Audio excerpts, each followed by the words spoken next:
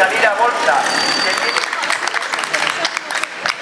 El presidente del Principado va a venir a hablar sobre Jovellanos, porque no lo tiene más lejos. ¿Qué nos pasa hoy? Los 100.000 parados de Asturias, los trabajadores de Cajastur esperando en breve la aplicación de la reforma laboral de Rajoy, porque estos van en contra cuando toca ir en la manifestación, pero después van a favor.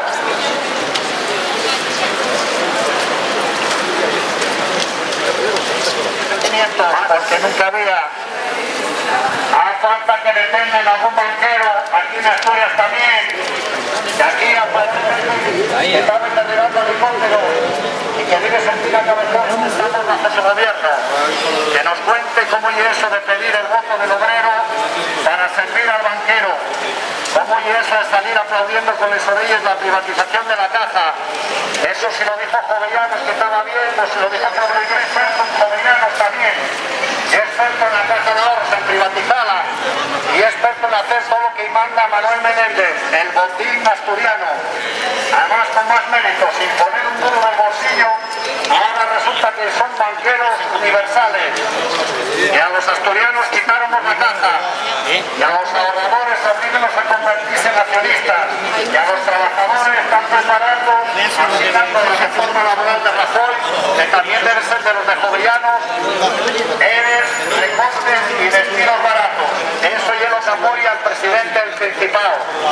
Y en teoría yo del PSOE y en teoría yo socialista. Esto yo manejo de Ciudadanos. Esto ya es ciencia ficción. Hablando de Jovellanos, que hay una cosa que, como saben, tienen preocupados a todos los asturianos, sobre todo a los 100.000 parados, a los ahorradores de la deuda subordinada y a los trabajadores de Cajastur.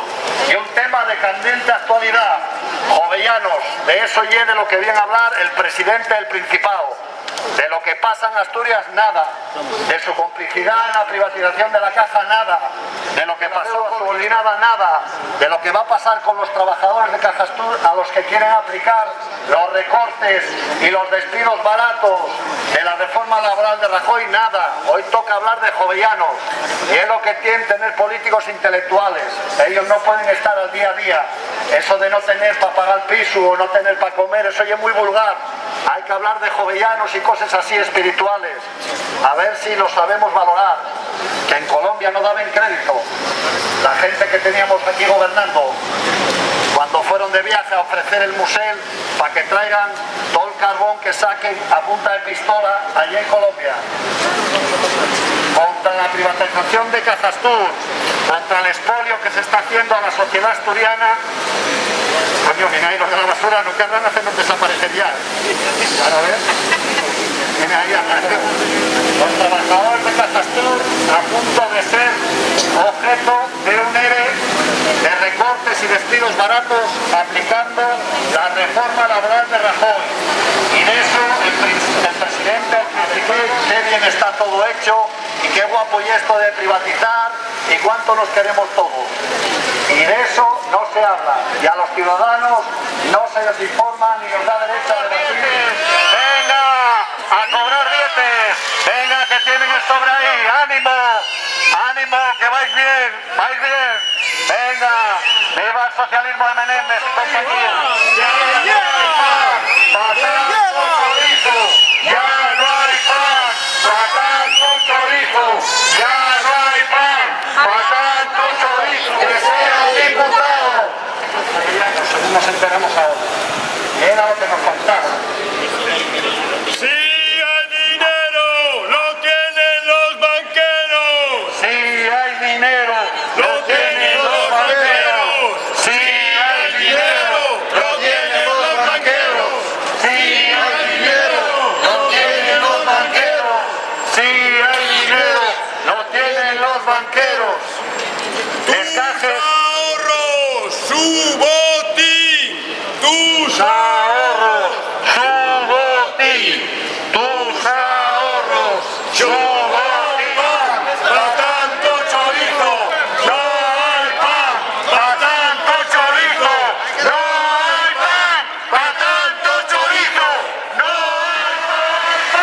¡Para tanto chorizo! ¡No hay pan! ¡Para tanto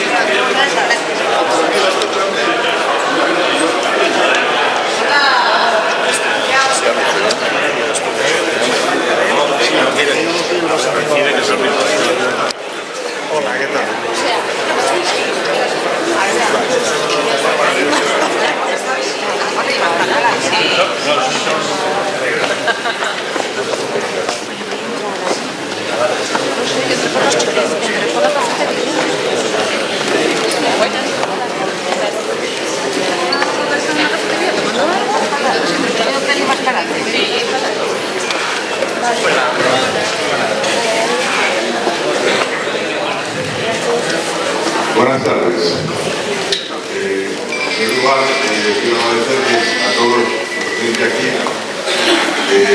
También quiero agradecer la presencia de don Javier Fernández, presidente del Principado, que ha tenido a bien la cortesía de intervenir en este acto.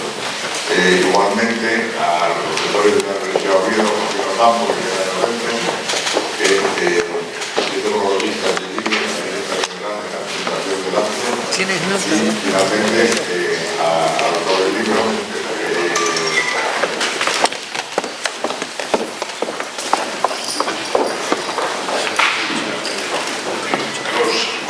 de este libro hace avanzar la frontera de nuestros conocimientos sobre jovellanos y que por ello este proyecto investigador y editorial cumple con dos categorías jovellistas: quid verum, quid utile, verdad y utilidad. Yo no voy a entrar en tales disquisiciones, pero sí puedo decirles por qué entiendo que este Jovellanos y el otoño de las luces del profesor Vicente Llombart es útil. Como representante institucional considero que este acercamiento a Jovellanos, tras las conmemoraciones del bicentenario de su muerte en 2011, nos es útil porque demuestra que la labor de estudios sobre el ilustrado español de referencia internacional, que de algún modo es patrimonio intangible, pero patrimonio de todos los castellanos, prosigue y de esa manera también sigue vivo. Y porque el libro mismo, publicado por Ediciones Crea, fruto del trabajo de un catedrático de la Universidad de Valencia con apoyo del Ministerio de Cultura, muestra que más allá de los planteamientos localistas necesarios, pero insuficientes, ese patrimonio que nos representa a todos, ese paradigma de la ilustración española, trasciende de nuestras fronteras. Pero cuando se piensa en jovellanos, acunden a las mentes variopintos perfiles que a veces uno no sabe muy bien cómo encajar. Jovellanos conservador, jovellanos demócrata, jovellanos católico, jovellanos jansenista, jovellanos anticlerical, jovellanos masón, jovellanos afrancesado, jovellanos patriota, jovellanos liberal, jovellanos economista.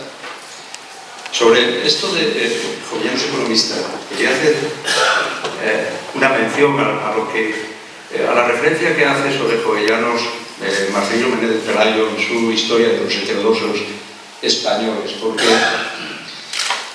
verán, él dice que es sin duda el hombre más glorioso español, más glorioso del siglo pasado, y no lo considera un heterodoxo porque nunca no aceptó ideas irreligiosas. Dice él, aunque sí, añade, algunas económicas de muy resbaladizas consecuencias, porque entendía el polígrafo santanderino que protegido por Campomanes tenía que tropezar, y que tropezó en la ley agraria.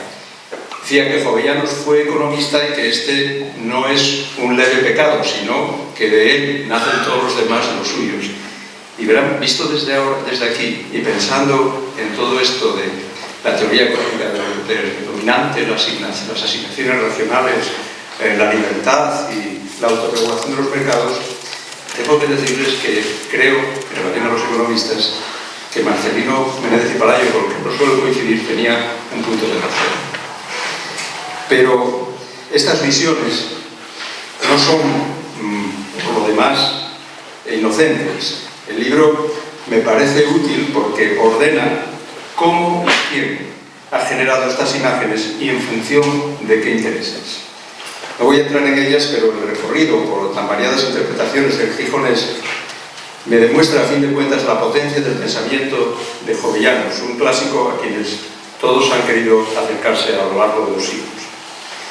Advierte el profesor Llombart que las operaciones de apropiación de la extorsión y falsificación a las que, según la llegada de Jung, ha sido sometida la figura de Jovellanos, y no hace mucho que Pedro de Silva apuntaba a otra tentación que muchos han caído al acercarse a su figura: convertirlo en un santo laico y deslizarse por el elogio hagiográfico.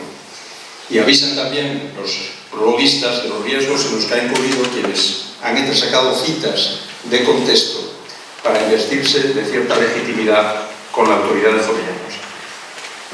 Así pues, lo conveniente es recuperar los motivos de la unanimidad con la que se valora su trayectoria vital e intelectual, esa zona de consenso que radica en su compromiso cívico y político con España y con Asturias, y la consecuencia entre su ideario y su actuación pública.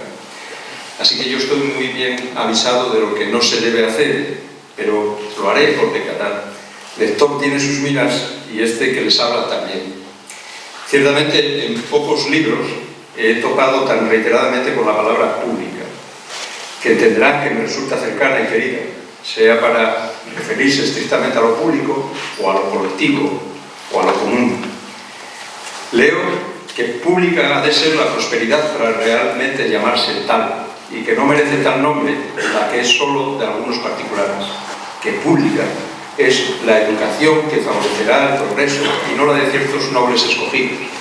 Públicas han de ser las diversiones que favorezcan la sociabilidad, que el interés público debe prevalecer sobre los intereses de los particulares y que la economía política ha de articular el equilibrio de ambos, que públicos han de ser los auxilios, pública la intervención que apoye a los agentes del desarrollo económico, pública es también la opinión que modulará la acción del Estado, público, común, el beneficio del conocimiento, más allá de los circuitos escogidos, públicos, comunes, los servicios que garantizan el bienestar, públicas, las verdaderas virtudes, las nuevas virtudes ilustradas que Jovino enuncia: libertad, justicia, igualdad, paz, fraternidad. Y también esa idea del contrato social, tan sólido en sus fundamentos como inestable en las circunstancias sociales, y las circunstancias sociales no son propicias. Bien se señala aquí que Jovellanos anuncia lo que otros teorizaron con más complejidad, pero llama la atención precisamente la claridad y, por tanto, la contundencia con la que es formulado este principio de la moral civil, que todo ciudadano debe sacrificar una porción de su independencia, fuerza y fortuna para formar la autoridad, fuerza y renta pública, una vez más. Y que a cambio de estos beneficios, el Estado debe a todos y a cada uno de sus miembros la protección necesaria para que goce en plena seguridad de su independencia, de su fuerza y de su fortuna. Sin ese contrato no hay Estado justo. Esclarecedora ha sido también para mí la reconstrucción del pensamiento de Jovellanos que el propio Vicente Llombart nos ofrece, y especialmente afortunada me parece la metáfora de ese círculo virtuoso ilustrado frente al vicioso que nos impide avanzar. Señala el profesor Llombart que ese círculo virtuoso que nace de la instrucción y que se enfoca en ella es el nexo de unión de unos escritos que a veces nos parecen heterogéneos y cuya lectura íntegra, por su extensión, ¿a qué negarlo?, se hace difícil, salvo para los expertos, porque las obras completas alcanzan ya los 14 volúmenes. Por eso digo que me resulta esclarecedor ese círculo virtuoso en el que quedan engranadas educación, economía, política y felicidad pública. Tomo nota de sus conclusiones, que los recursos productivos son un requisito necesario pero insuficiente para el crecimiento económico y que han de ser apoyados por lo que Jovellanos llama luces y auxilios, con educación y un marco institucional y político que apoye su desarrollo eficiente. Y hago mía también la idea de Vicente Llombart de que la felicidad pública, que como el propio Jovino se encargará de matizar, no aparece como lejana utopía del orden exclusivamente moral, sino como una deseable e inevitable conquista individual y social, el Estado social en que pueden ser felices los ciudadanos. Son palabras pronunciadas en el siglo XVIII, sí, pero siguen teniendo una vigencia absoluta para el ciudadano atribulado del siglo XXI, al menos para este que les habla. A mí me gustaría saber, y yo creo que a todos nos gustaría saber, ¿qué pensaría Jovellanos si hubiera vivido el romanticismo, es decir, la primera gran crisis de la modernidad? Si hubiera visto cómo se invirtieron las esperanzas ilustradas y todos aquellos ideales quedaron difuminados en las vitrinas oficiales, ¿qué pensaría al ver cómo se pudrieron por dentro las palabras libertad social, igualdad social, fraternidad social? El bien se hizo mal para sentirse inteligente y hasta la belleza dudó de sus reglas para considerarse viva. ¿Qué pensaría sobre lo privado que volvía a costa de lo público, de la negación de lo colectivo? Señala Miguel Lorbard que mantener ese contrato social y alcanzar esa felicidad pública, ese bien común, no pudo ser entonces, tampoco es fácil ahora. Pero también señala que ni las dificultades ni la lucidez llevaron a Jovellanos a buscar atajos ni le disuadieron de plegar para alcanzarla. Verán, cuando en 1797 pronunció su famosa oración sobre la necesidad de unir el estudio de la literatura al de las ciencias, no solo estaba afirmando ante la España bárbara de su época la necesidad del desarrollo científico, sino también que lo que les decía a sus alumnos del Instituto Asturiano era que los avances técnicos son inseparables del desarrollo humanístico, es decir, que el desarrollo técnico tiene que ir vinculado al desarrollo moral. Y eso debe hacernos pensar ahora en lo que vemos los extraordinarios desarrollos, el progreso técnico, el progreso económico, el progreso científico, que no va acompañado en nada de progreso o de innovación moral y social. Así que una sana reflexión que la modernidad ilustrada nos dejó en herencia es que la lejanía de lo ético y lo legal conduce a la corrosión de los pilares que sustentan las instituciones democráticas. Lo moral y lo legal están en la misma moneda y su disociación es fuente de muchos males públicos. Quien invoca la legalidad para exculpar su menguada talla ética en sus responsabilidades públicas no debe ser acreedor de la confianza de sus conciudadanos. La mentira y la impostura, el derroche, el aprovechamiento tramposo de los recursos públicos pueden escapar a la sanción legal, pero nunca deberían huir de la condena social, que es el castigo político. Como escribió Jovellanos en su retiro carcelario de Berber, sin integridad moral, toda riqueza es escasa, todo poder es débil. Y concluyo, decía Teodorov, Premio Príncipe de Asturias, que la ilustración forma parte del pasado. Ya hemos tenido un siglo ilustrado, pero no puede pasar, porque lo que ha acabado designando ya no es una doctrina históricamente situada, sino una actitud ante el mundo. Quizás sea esa actitud el verdadero legado de Jovellanos para este turbulento principio del siglo. Nada más, muchas gracias.